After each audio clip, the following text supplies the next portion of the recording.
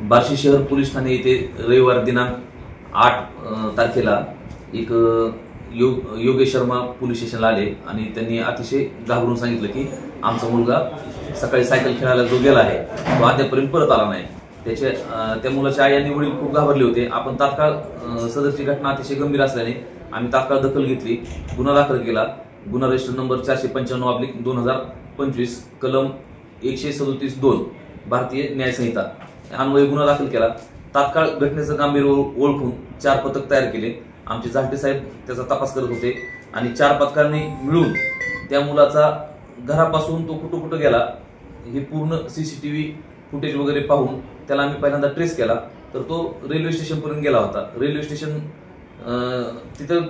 तिथून पुढचं त्याचं म्हणजे कुठं आहे याबद्दल जास्त माहिती मिळत नव्हती। मग आम्ही शोधपत्रिका तयार केल्या, 4 टीम तयार केल्या।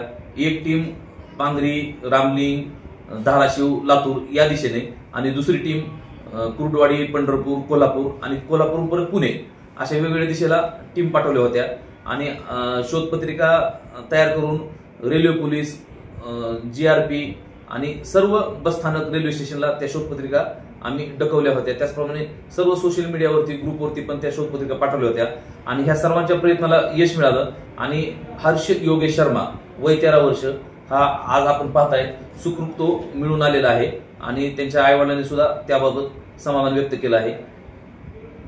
अशा पद्धतीनं हा गुन्हा उघडकीस आणलेला आहे। त्याला कुणी पळवून नेलं नव्हतं। आई रागवल्यामुळं तो जरा नाराज झाला होता आणि तो घरातून निघून गेला होता। तो पहिल्यांदा कोल्हापूरला गेला, कोल्हापूरहून पुण्याला गेला आणि चाइल्डलाईनच्या मदतीनं आणि आपण सोशल मीडियावरती जे आवाहन केलं होतं आणि शोधपत्रिका पाठवली होती त्या सर्वाचा परिपाक म्हणजे तो आपल्याला सुस्थितीत आणि सुरक्षितरित्या मिळालेला आहे। धन्यवाद।